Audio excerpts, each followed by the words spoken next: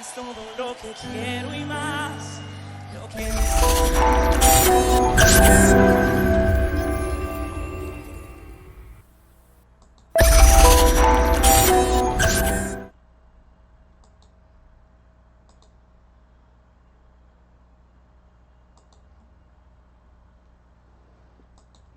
Buenos días, hermanos, Dios les bendiga. Estamos en esta mañana preciosa. Acá tenemos un sol lindo. Comenzando lo que es este segundo ciclo de la Escuela de Profetas de la Iglesia del Santuario, la Refino. En esta oportunidad vamos a tratar el tema acerca el segundo tema acerca de lo que es la profecía personal. La semana pasada estábamos viendo la necesidad grande que hay en el tema de confirmación muchas veces del llamado ministerial en cuanto a un profeta de oficio pueda certificar, pueda confirmar, pueda aclarar este asunto ministerial. Es muy importante para los nuevos proféticos, para los profetas emergentes, para el cuerpo de Cristo, saber no solamente el don ministerial que de pronto está siendo llamado o está siendo capacitado por Dios, sino también los dones del Espíritu Santo. Entonces aquí juega un papel muy importante el profeta de oficio. Si bien es cierto, en algunas oportunidades habíamos estado viendo que no es bueno ir a consultar al profeta, pero en ese caso es consultas con respecto a cosas muy personales, ¿verdad? Pero cuando se trata de un asunto ministerial, un asunto de la iglesia, es importante la confirmación del profeta de oficio. En este momento vamos a ver lo que es la profecía personal, o sea, cómo tú recibes una palabra de Dios, ¿verdad? No necesariamente a través de un profeta, sino a través de una palabra que Dios te da, ¿no? Esto es muy importante que nosotros lo tengamos en cuenta. Entonces, como les decía, aunque la profecía personal desempeña un papel muy importante, ¿no? Ayudando a los cristianos a tomar decisiones seguras en que están basadas en la voluntad perfecta y agradable de Dios, ¿no? Este no es el único medio que está usando el Espíritu Santo en este tiempo para revelar la voluntad, ¿no? Y los caminos de Dios. Si bien es cierto, aunque no sea la única forma, también necesitamos de la confirmación de un profeta en cuanto a la palabra que nos ha sido dada mediante el Señor. ¿No? Tenemos que considerar esto porque muchas veces tenemos que tomar decisiones, ¿no? No solamente en el ministerio, sino también en el matrimonio, en la vida personal, con los hijos, ¿verdad? Y esas decisiones que tomamos muchas veces van a regir un curso que puede cambiar totalmente, ¿verdad? Nuestro propósito o el llamado que Dios tiene para con nosotros. Entonces, es en ese momento que es muy importante, muy significativa la dirección en lo que es el campo profético, ¿no? Entonces tenemos que ver eso, pero tenemos que también tener en cuenta, ¿verdad?, que gran parte de lo que son nuestras decisiones está basada en esa comunión que tenemos con Dios, con el Espíritu Santo, con su palabra, que constantemente nos está hablando, ¿no? Dice que el Espíritu Santo nos convence de pecado, de juicio y de justicia, ¿no? Entonces siempre nosotros, como tenemos que andar en justicia, en buenas obras, el Señor nos convence si lo que estamos haciendo es incorrecto, ¿no? Si lo que estamos haciendo no está bien, va a traer un juicio de Dios sobre nuestras vidas, o si lo que nosotros estamos haciendo estamos en la perfecta voluntad del Señor. ¿Ok? Entonces, muchas veces, muchas de las decisiones que nosotros tomamos, ¿verdad?, con respecto a dirigir la vida, más del 90% están siendo estas decisiones guiadas por la por un factor determinante, ¿sí? Y el 100% de nuestras decisiones tienen que estar fundamentadas en la palabra de Dios.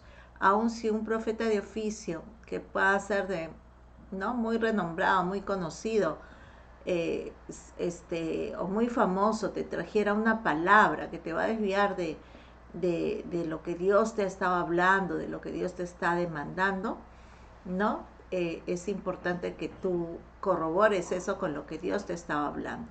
Entonces, es importante, hermanos, tomar nuestras decisiones fundamentadas en lo que Dios nos está hablando, ¿no? En su voluntad, en los caminos que el Señor tiene. En la palabra del Señor dice que el pueblo pereció porque le faltó entendimiento. Entonces, muchas veces cuando un profeta es emergente o tiene dones proféticos, a veces le falta entendimiento de lo que Dios le está diciendo en su palabra, ¿no? De pronto le está marcando una palabra, se le está diciendo constantemente, pero hay un error en la interpretación, pudiera haber un error en la interpretación de lo que Dios le está tratando de decir, y se necesita allí una confirmación del ministerio profético. Entonces, una explicación de los factores que pueden calificar en cuánto y dónde, hasta qué punto la profecía personal debe funcionar en nuestras vidas, tenemos que tomar 3 pasos importantes, ¿no? Uno de esos es la manera más exacta de garantizar que todo lo que usted está en armonía con el cielo es siguiendo los 3 pasos para hacer decisiones. Usted debe determinar lo que la palabra de Dios dice sobre un asunto en particular, ¿no? Conocer su voluntad específica y seguir sus caminos. Estos son 3 semáforos que deben estar en verde antes de que podamos proceder. El procedimiento normal es cerciorarse que tiene luz verde en el primer semáforo de la palabra. Si la luz está en rojo, negativo, entonces no debe seguir. Si está en verde, debe proseguir al siguiente semáforo, a la voluntad de Dios. Entonces permanezca allí hasta que haya una luz verde también. Una luz amarilla es precaución, no hay respuesta definitiva todavía. Significa que debe esperar. Finalmente, cuando el tercer semáforo del camino señala verde, quiere decir el Señor que usted debe continuar a la velocidad indicada. Ahora tiene la aprobación y el tiempo del Señor para tomar la decisión y actuar inmediatamente. El tercer semáforo es especialmente importante. La mayoría de cristianos sinceros son diligentes para cumplir la palabra de Dios y están dispuestos a buscar hacer su voluntad, ¿no? en cualquier asunto, pero no siempre permanecen esperando, ¿no? el tiempo, esperando que los caminos de Dios sean revelados.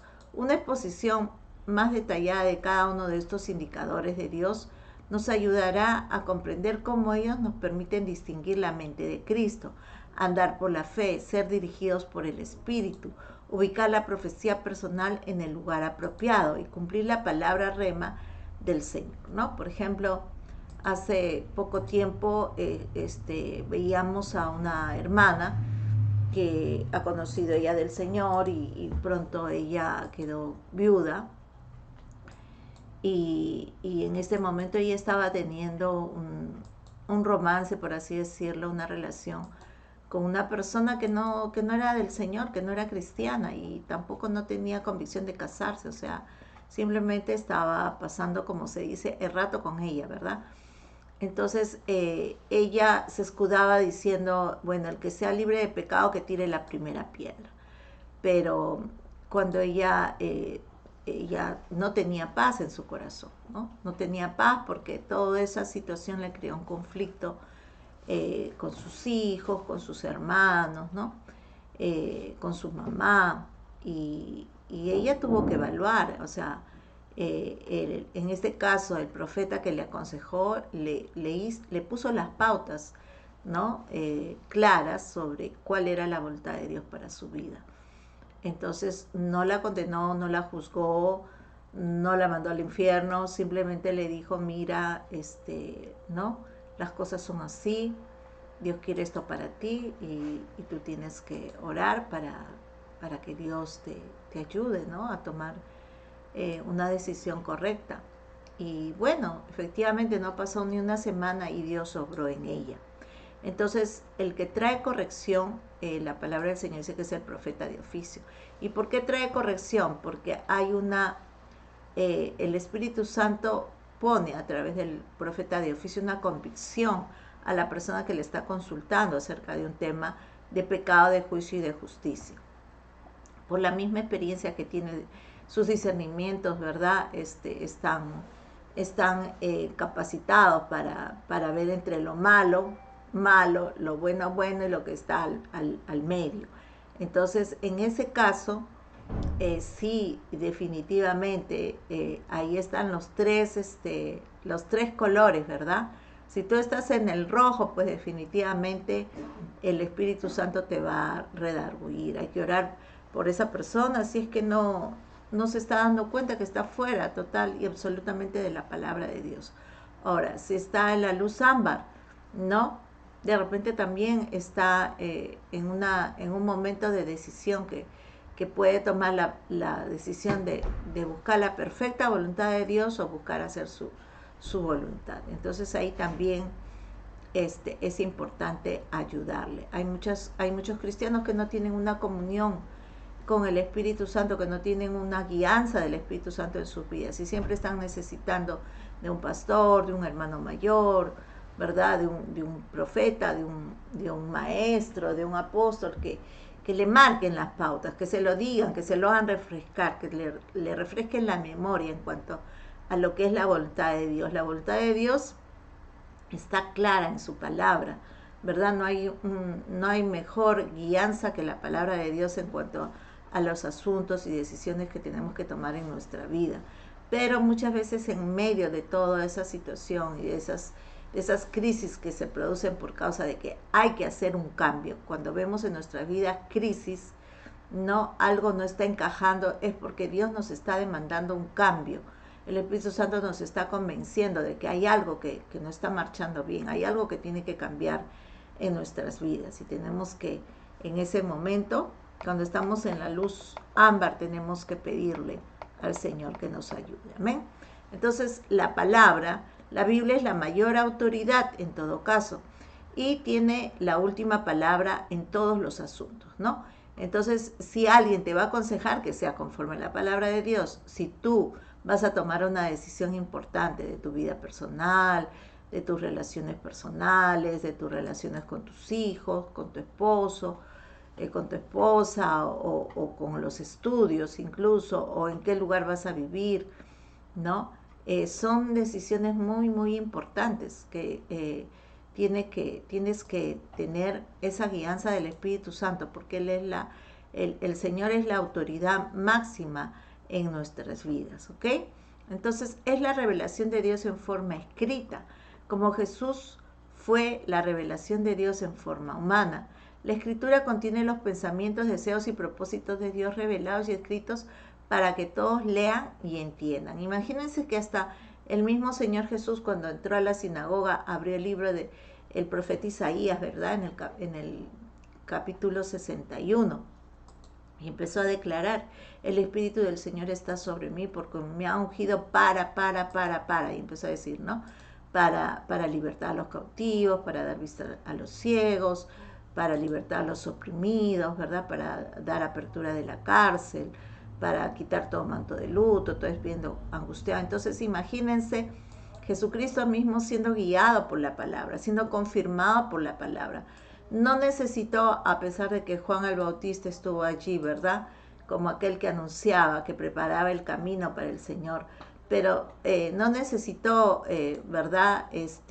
Sino esa comunión que tenía con el Padre para saber quién era Él, qué cosas tenía que hacer Él, cuál era su propósito, cuál era la unción que Dios había derramado sobre su vida para que haga tal o cual cosa, ¿verdad? Entonces imagínense Él siendo anclado y dirigido, él era el verbo, sin embargo, Él se sometía al verbo, cuanto más nosotros. Entonces tenemos que reconocer que la Biblia ha sido inspirada por el Espíritu Santo y fue dado a los hombres a fin de que puedan cumplir la petición de oración: venga tu reino y hágase tu voluntad aquí en la tierra como en los cielos, ¿ok?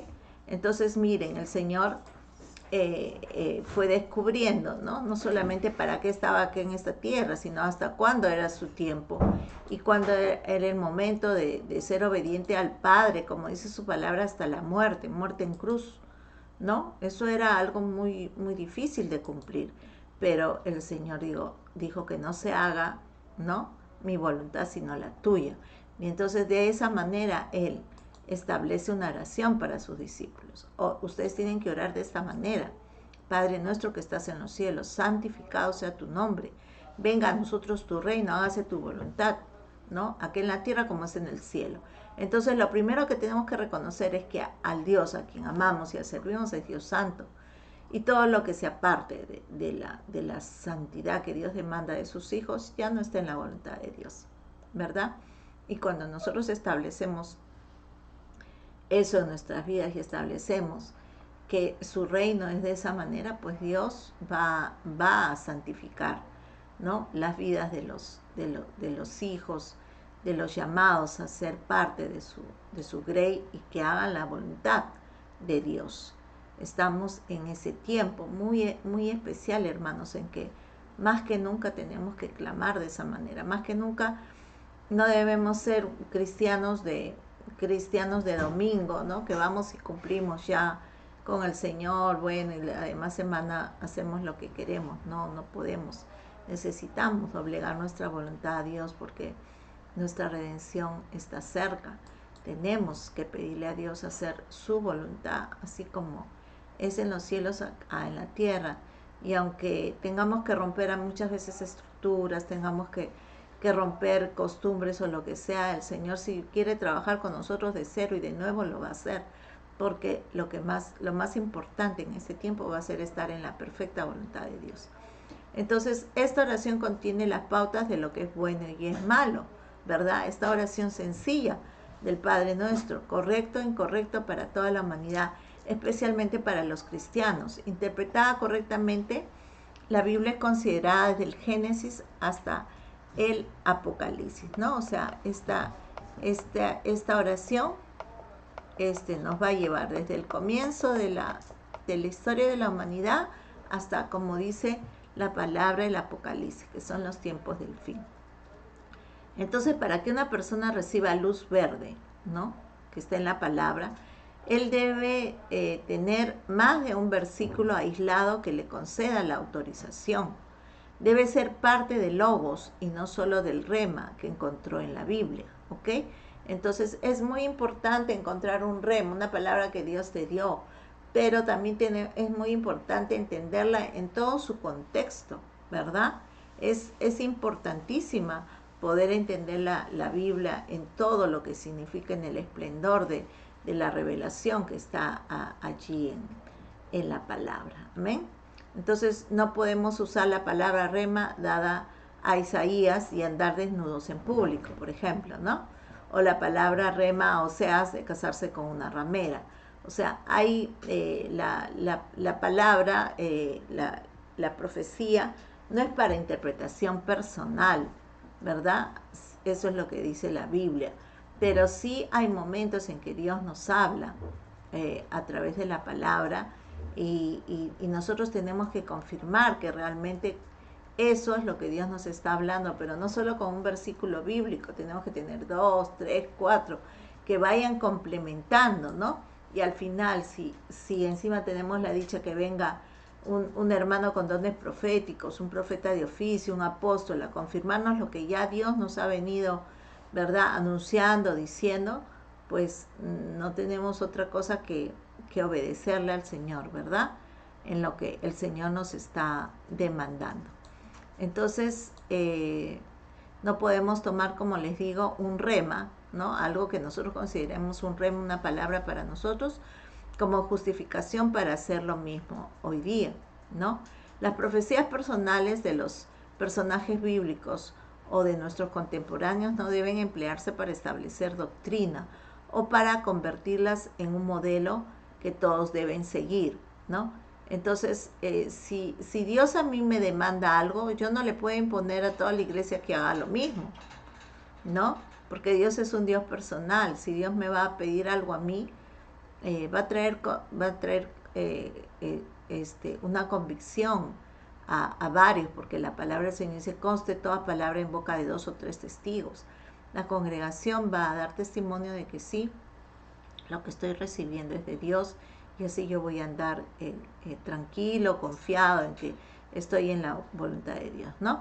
Entonces tenemos que someternos a la luz de la palabra de Dios y corregirnos conforme a Logos. Amén.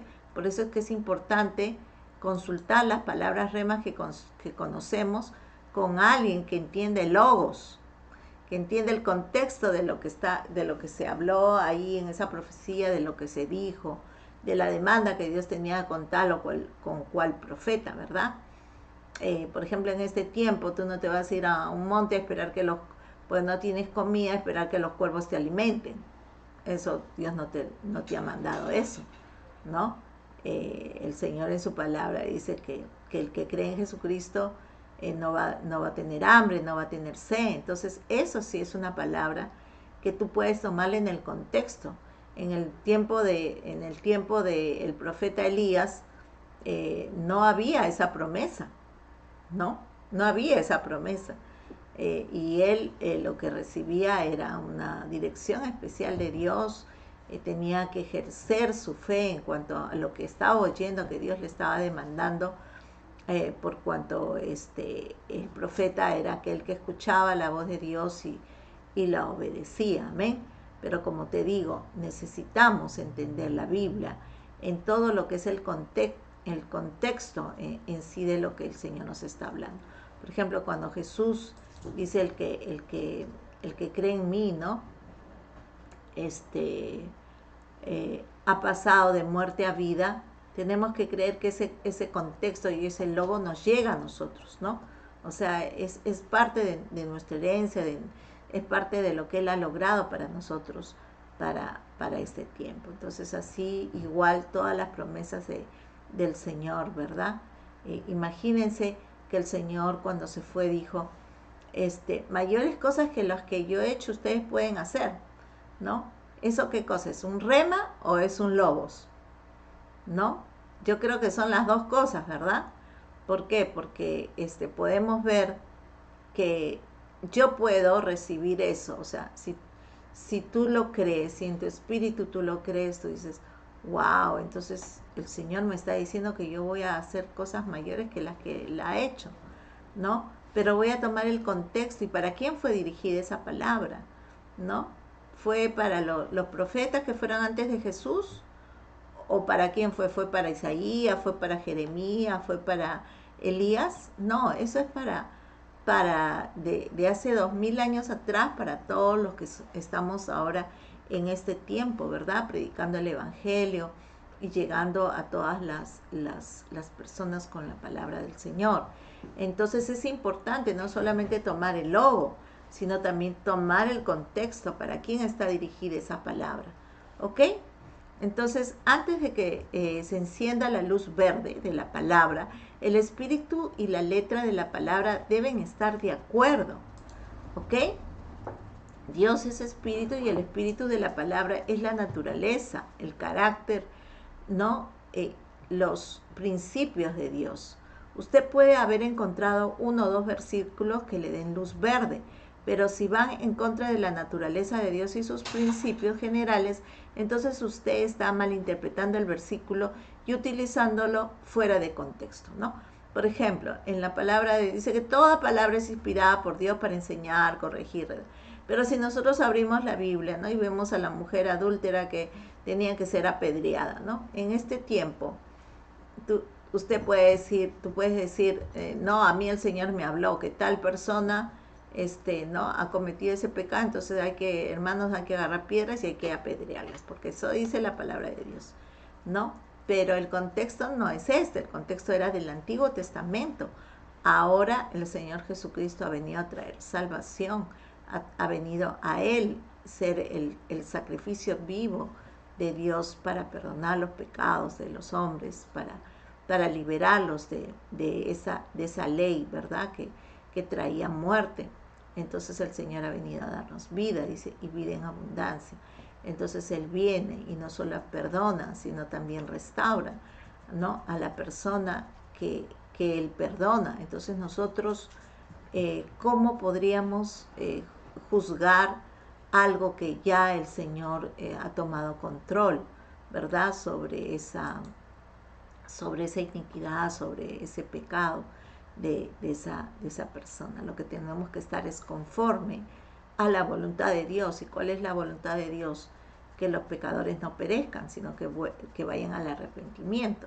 Entonces ya hay otra manera de ver la palabra. Si bien es cierto, como dice, antes le fue dicho tal cosa, pues yo les digo otra. Entonces el Señor vino, ¿no? a traer una palabra mejorada, pero con un arrepentimiento. No puede Dios demandarnos más de lo que estaba en la Escritura si no fuera a través de un arrepentimiento y de una renovación del Espíritu Santo, porque el Señor Jesús no es que ha venido a abrogar la ley, porque no ha venido a decir, no, todos pueden hacer lo que les da la gana.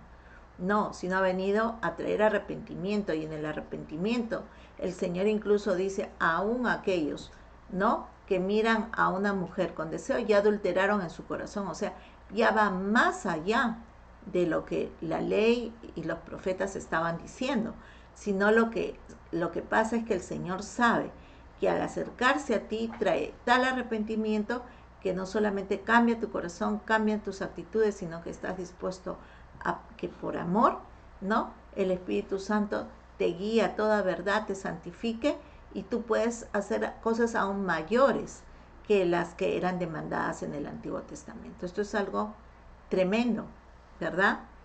Y como les digo, el Señor nos liberó para darnos vida, y vida en abundancia.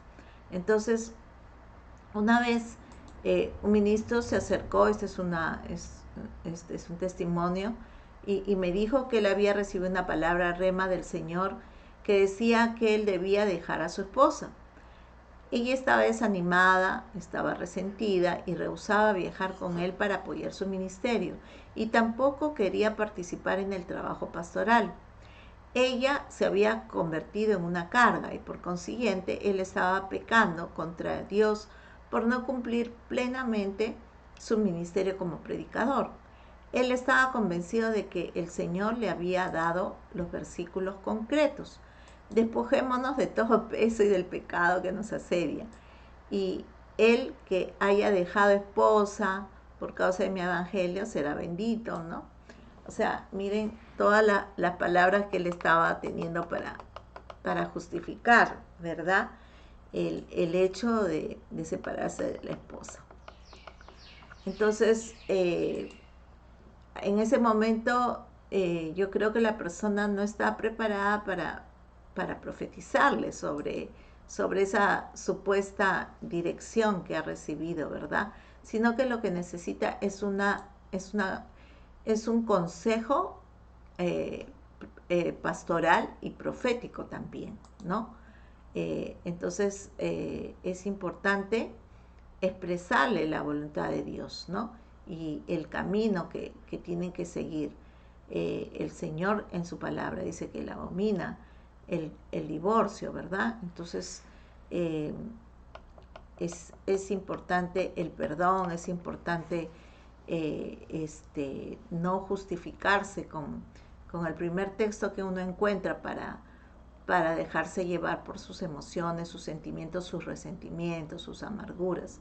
Sería muy fácil para todos los cristianos buscar textos que respalden, ¿no?, nuestra carnalidad, nuestros odios, resentimientos, amarguras, celos, etcétera, etcétera.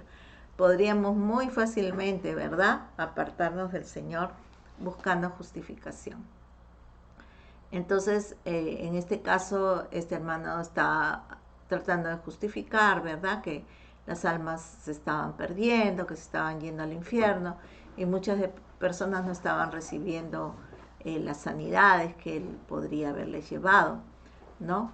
Entonces, su justificación también podría ser que que al deshacerse de su esposa, se estaba deshaciendo de ese impedimento, ¿verdad?, que él tenía. Entonces, de esa manera estaba libre para cumplir su ministerio, ¿ok? Y insistía que lo más importante era, pues, ser parte de la novia de Cristo, ¿no?, de la iglesia, y ministrarla a ella. Sin embargo,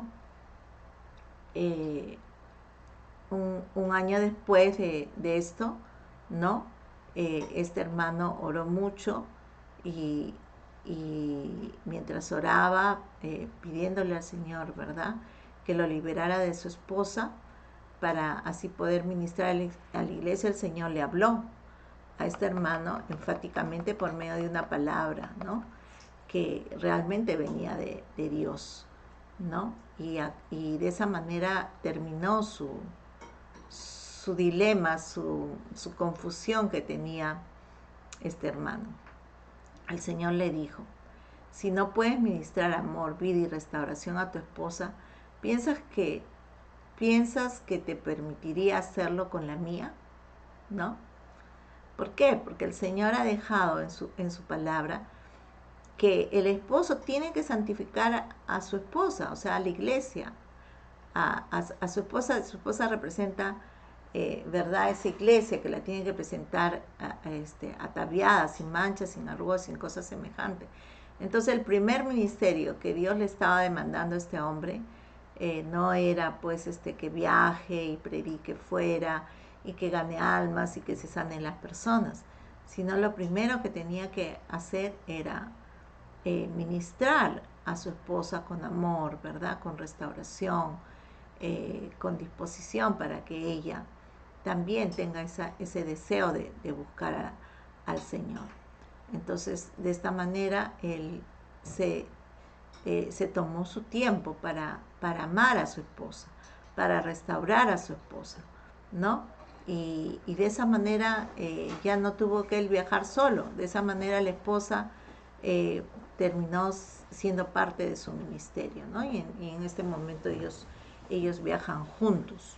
Eso es muy importante. Nosotros, mi esposo y yo, hemos tenido la experiencia muy, muy hermosa realmente de poder ministrar todos estos años de ministerio juntos, y no solamente los dos, sino que llevando a nuestras hijas a diferentes países, diferentes naciones que el Señor nos ha permitido visitar, para ministrar de esa manera juntos, que nuestras hijas no se sientan que no forman parte del llamado que nosotros tenemos, ¿no? Si bien es cierto, eran pequeñitas, Dios las usaba con mucha gracia, con mucho poder, pero yo creo que es importante para el ministro de Dios no sentir que está solo en el ministerio, porque si Dios le dio una familia, toda su familia está llamada a amar, a servir al Señor juntamente con Él. Amén.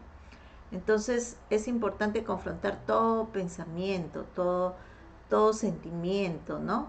Y toda sugerencia que llegue a tu mente, no importa si tú la consideras muy espiritual o no, tienes que analizarla con todo el consejo de Dios. No puedes tomar una partecita y de ahí tratar de justificar, ¿no?, tus actitudes, sobre todo si estas van en contra del Espíritu de Dios, ¿ok?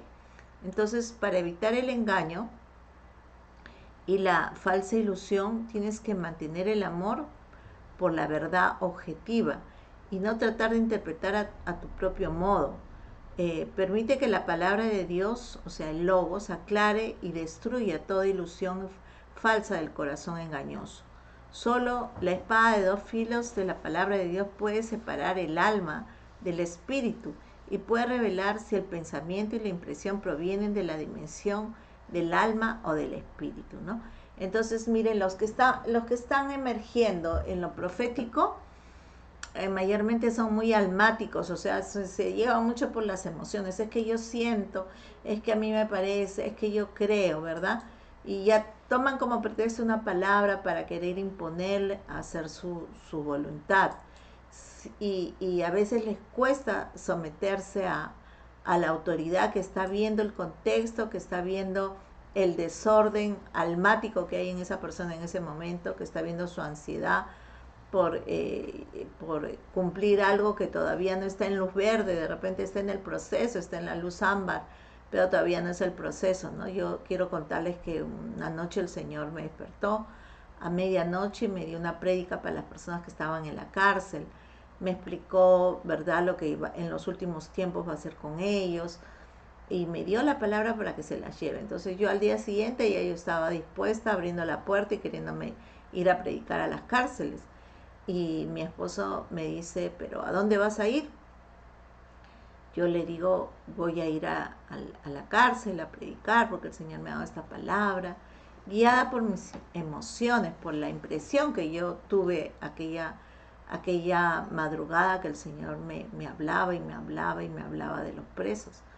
Y él me dijo, espérate un momento, si el Señor te ha dicho, Él te va a abrir las puertas de la cárcel y vas a ir con una persona que te lleve, una persona que sea cristiana, una persona que conozca, que tenga ese ministerio, y por eso es que el Señor te da la palabra, pero no es para que vayas hoy, ¿no? Entonces yo en ese momento me sentí molesta, me sentí fastidiada. Pensé que mi esposo no estaba tomando en serio las cosas que Dios me estaba diciendo, pero yo estaba en mi carne, ¿no? Yo estaba en mi carne, yo quería ya hacer las cosas por la emoción, la impresión profética que uno tiene muchas veces es muy fuerte, pero realmente Dios es un Dios de orden. Y fue así como mi esposo dijo, el Señor mandó un hermano, un pastor, que tenía ya años trabajando en Lurigancho y otras cárceles, y cuando pudimos ir, no fui sola, fui con todo el equipo ministerial de la iglesia, con mi esposo, y fue un tiempo glorioso, fue un tiempo maravilloso, donde Dios se glorificó, donde no se trataba de mí, se trataba de un envío que ya Dios tenía con todos. Entonces, con todo el ministerio, con la unción que Dios había derramado sobre varios vasos, porque hasta incluso llevamos al ministerio de la adoración, de la alabanza, fuimos con ministros de liberación, y eso fue una cosa impresionante. Que yo lo hubiera malogrado de pronto, lo que Dios me estaba, porque el mensaje que me dio lo llegué a dar, pero yo hubiera de repente malogrado el propósito, lo que Dios quería hacer, no por querer apurarme, de repente me hubiera asustado la primera que iba y después no hubiera querido volver a ir más. Sin embargo, hermanos, esto nos lleva a una reflexión. Sí, los profetas a veces se mueven no en el tiempo de Dios. Sí, Dios muchas veces habla a un profeta acerca de tal o cual cosa, pero por no ser obedientes muchas veces a los profetas puestos en oficio, a los profetas de oficio, porque ya pasaron esa experiencia, porque ya han tenido varias experiencias con respecto a cosas que Dios les dijo, les habló, les anunció, ¿verdad? Y su carácter ha tenido que ser moldeado, ha tenido que ser refinado, ha tenido que ser sujeto, ha tenido que ser sometido, ¿verdad? Al Señor. Es importante poder escuchar esa voz profética en la iglesia y poder someternos a los que tienen más conocimiento de la voluntad de Dios en la palabra misma expresada, ¿verdad? Por los profetas, por los que escribieron los evangelios, ¿verdad? El Antiguo, el Nuevo Testamento. Entonces, hermanos, yo creo que es un tiempo, como les decía, que necesitamos más que nunca estar en la perfecta voluntad de Dios, no apurándonos, no demorándonos, pero sí caminando, ¿verdad? Así como cuando vamos en un carro y hay muchas reglas, hay muchas ordenanzas en el tráfico que uno tiene que estudiarlas cuando uno toma un carro para manejarlo. Es lo mismo, el don profético uno no puede manejarlo, ni dentro de la iglesia, ni para tu vida personal, si es que no entiendes que hay todas unas reglas, que hay no hay semáforos en las esquinas, hay lugares por donde no puedes transitar con una velocidad mayor, hay un respeto hacia las autoridades, ¿verdad? Hay protocolos, ¿no? Entonces, es nuestro mayor deseo, hermanos, que seamos guiados, sí, definitivamente por el Espíritu Santo, por la palabra de Dios, amén, pero también tenemos que no apoyarnos en nuestra propia prudencia. Tenemos que, ¿verdad?, someternos primeramente a la palabra de Dios y segundo a las autoridades que Dios nos pone, para así andar confiados y seguros y felices, sabiendo que realmente Dios es el que está respaldando la palabra que ya nos ha dado. Es hermoso poder andar así y poder vivir así, y sobre todo en este tiempo, hermanos. Si el Señor te dice, escóndete un poquito todavía mientras pasa la iniquidad, pues te escondes. Si el Señor te dice, bueno, hay que hacer tal o cual cosa, pues hagámosla. Si el Señor quiere llevarte a otro país, pues bueno, Señor, aquí estoy, ¿no? Si el Señor quiere ponerte a orar, a interceder, a alabarle al Señor, a compartir la palabra a través de las redes sociales, pues estate atento, porque esa oración, ¿no? Que venga a nosotros tu reino y que se haga tu voluntad. La oración de que venga el reino de Dios es para hacer algo, ¿verdad? No es para que nosotros digamos, vivimos en lugares celestiales con Cristo Jesús y mira, Dios, Dios, Dios, Dios para mí. No, el que venga a su reino es para hacer algo, para ser productivos dentro de su reino, para escuchar lo que Dios nos está demandando para su reino. Amén. No todo gira alrededor nuestro, sino que somos simplemente un instrumento para que Dios cumpla propósitos y planes mucho más grandes que nuestro ego. Amén. Así que un fuerte abrazo, hermanos. Dios los bendiga mucho. Estamos en un tiempo especial de Dios, donde realmente es importante oír la voz de Dios, es importante escuchar, ¿verdad?, la guianza del Espíritu Santo y ¿por qué no?, consultar también con los profetas de oficio que sí hay en la iglesia sobre tal vez alguna decisión importante que estemos tomando, que Dios nos ha hablado. Es importante, ¿verdad?, ver si estamos realmente en la voluntad de Dios. Un gran abrazo. El Señor los bendiga mucho.